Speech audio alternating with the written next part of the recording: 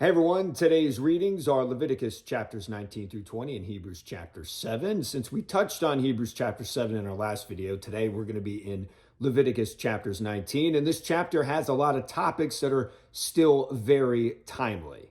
In this reading, it appears the Israelites are still having problems abiding by God's laws, even though he's right there in front of them. So he has Moses run down a list of things that they should and should not be doing. For example, amongst other things, he said, respect your mother and father, do not steal, do not lie, do not defraud your neighbor, and do not pervert justice.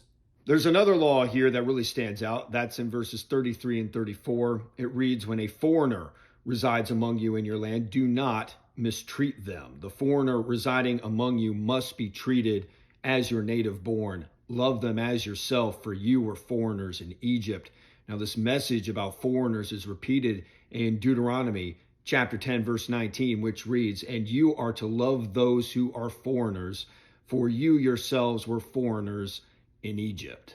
Now, just to be clear, I'm not trying to start an argument about immigration, but what I'm trying to do is to make sure the hearts of Christians are in the right place when it comes to immigration. I am not ignorant to the fact that there is a major issue at the U.S. southern border right now, but I am also willing to bet that the majority of those people crossing over are looking for a better life, and they are risking their lives to get here.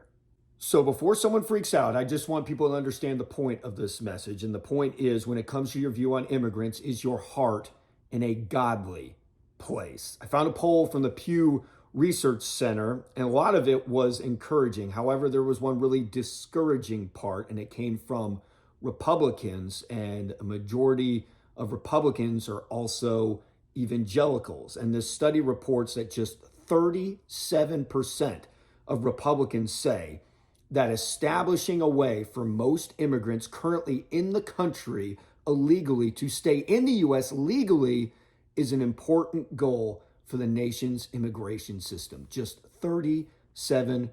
And that stat, in my mind, is troubling. Also, there are candidates running for president on the Republican side that are in favor of ending automatic citizenship for children born to immigrants in the country illegally.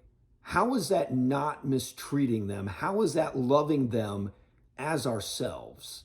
Now, don't get me wrong. I believe laws are important and rules for becoming a citizen are important. But if someone wants to be here, or if somebody is already here, or if their family, they've established a family, is here, God calls us to be open to allowing them to stay. That's all for today's reading. Tomorrow is Leviticus chapters 21 through 23 and Hebrews chapter 8. See you later.